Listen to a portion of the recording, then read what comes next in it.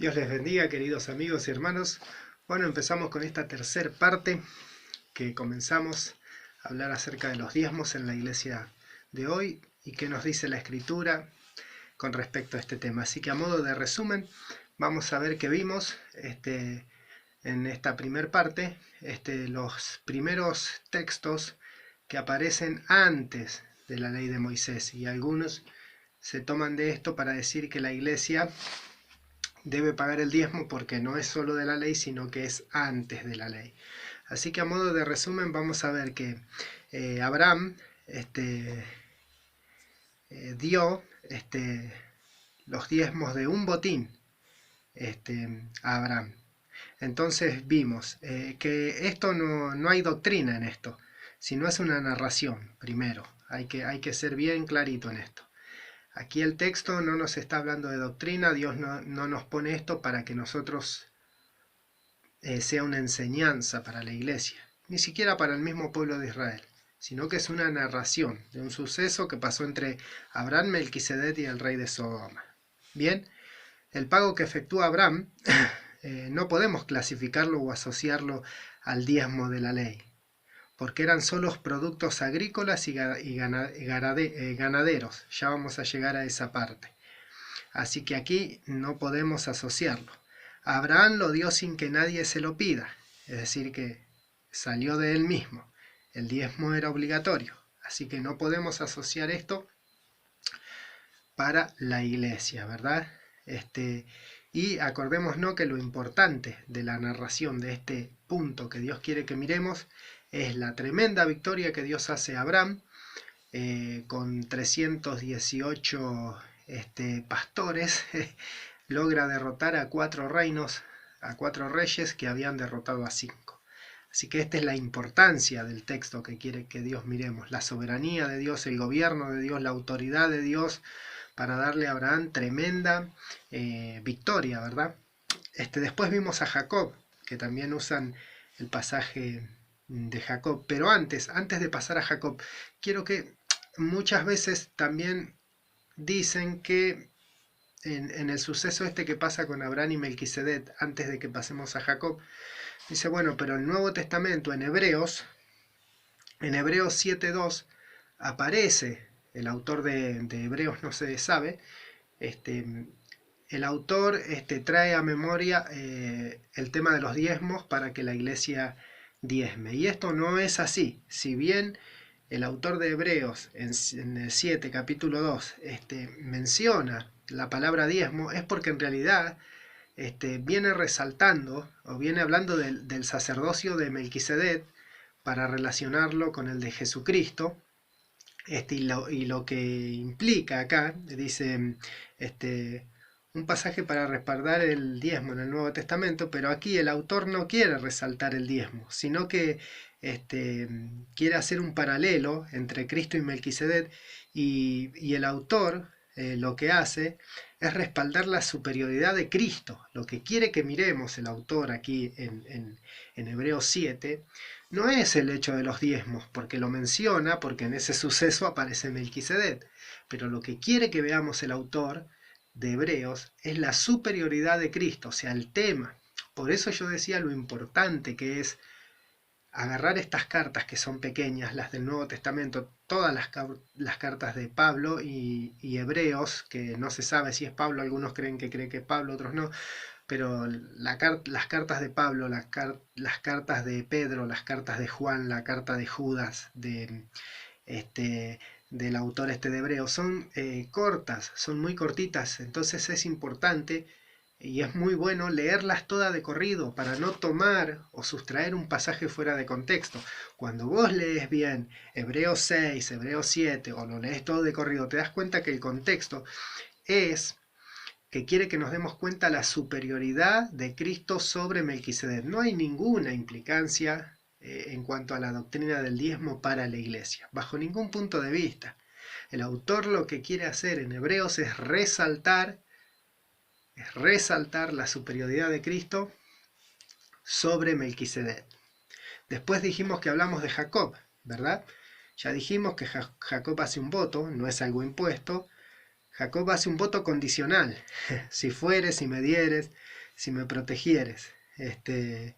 Luego, luego no hay un solo pasaje, dijimos en la escritura, que diga que Jacob cumplió ese voto. Sí Dios lo prosperó, sí Dios lo hizo volver en paz a su casa, pero no vemos en ningún, después de que Dios eh, lo prospera, Jacob lo hace volver en paz, no vemos ningún evento en donde se mencione que Jacob paga ese voto, paga los diezmos. No hay mención en la Biblia, no hay mención alguna. Así que como resumen de lo que vimos a lo primero, creo que ha quedado muy claro que estos pasajes que se usan de Abraham y Melquisedec y de Jacob para imponer o para demostrar que en la iglesia de hoy el pago de los diezmos es efectivo, no me parece que no hay, creo que hemos visto muy claro que no hay, por medio de las escrituras, no hay forma de respaldarlo. Hay que hacer una maniobra muy brusca para tratar de meter esto en la iglesia de Jesucristo hoy día. Así que, haciendo este resumen, vamos a pasar a la ley del diezmo para conocer esto, ¿verdad? Yo sé que tal vez en la velocidad se nos pasan algunas cosas, así que ya saben que pueden mandarnos mensajes para cualquier duda que quede. Pero vamos a pasar a la ley del diezmo. La ley del diezmo, eh, lisa y llanamente, aparece en Levíticos 27, Levíticos capítulo 27, verso 30. El libro de Levíticos, ahí es como que se explaya en toda la ley que Dios le da a Moisés, y hay un montón de ordenanzas, y el libro de Levíticos de la ley. Así que acá tenemos que entender bien claro esto. Dios da una ley a Moisés, y esa ley es que todo Israel debía diezmar. Pero habían por qué debían traer el diezmo. Pero esto era específicamente para Israel. Así que vamos a ver el verso 27 de Levíticos, el capítulo 27, perdón, verso 30, donde Dios dice: y el diezmo de la tierra, así de la simiente de la tierra como el fruto de los árboles, de Jehová es, y es cosa dedicada a Jehová, ¿verdad? Y el 32 dice: y todo el diezmo de vaca o de oveja, de todo lo que pasa bajo la vara, el diezmo será consagrado a Jehová. Así que acá vamos a entrar en la parte de la ley. A mí me gusta, más que este pasaje, me parece mucho más claro el de Deuteronomio, porque también hace mención, y es parte obviamente de la ley.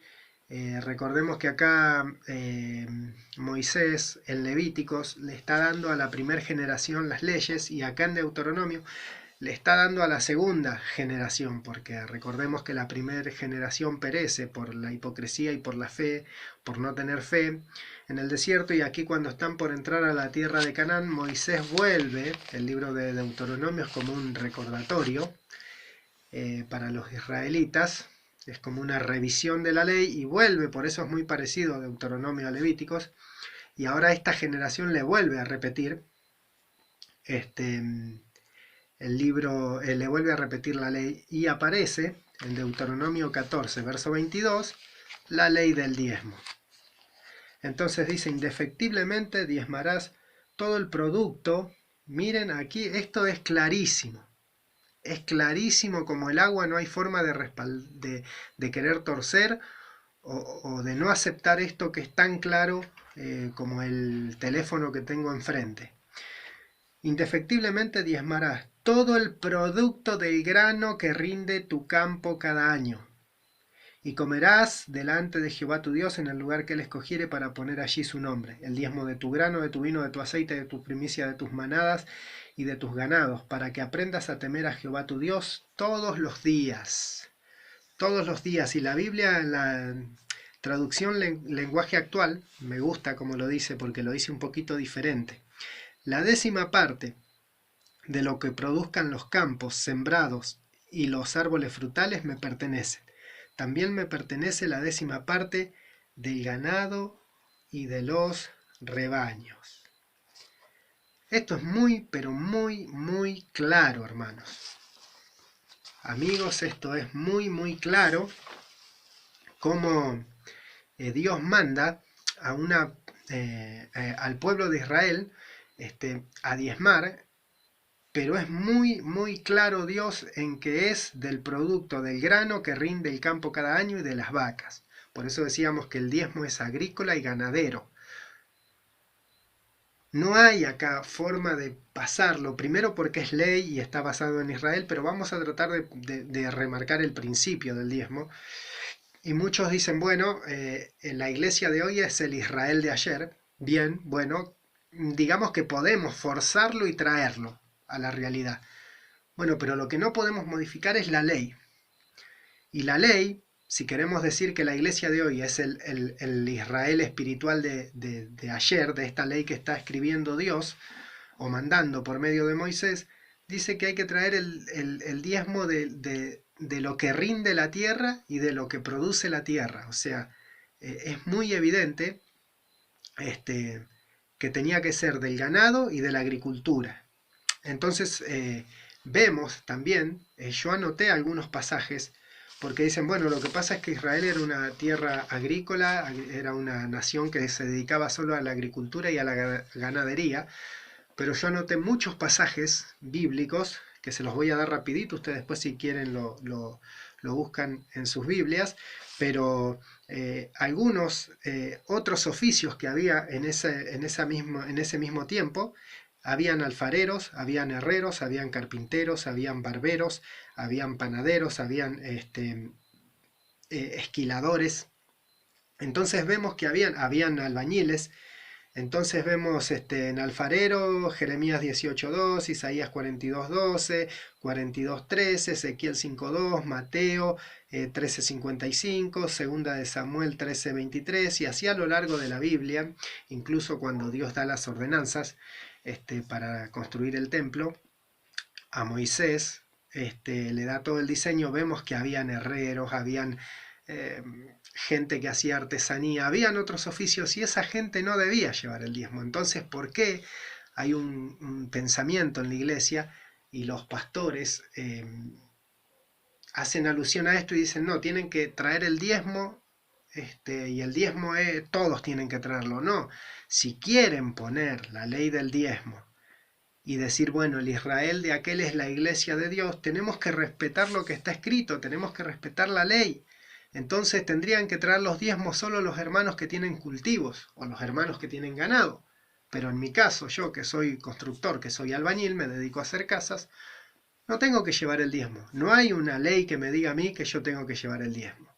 Y otra parte muy, muy importante que se olvidan los pastores, que siguen el verso 23 y que nunca, nunca la oí enseñar, de los casi 20 años que tengo de evangelio, nunca la vi enseñar desde los púlpitos. Enseñan que hay que traer el diezmo, perfecto, pero nunca enseñan esta parte. Escuche lo que diga y usted solo ya va a caer por sí solo.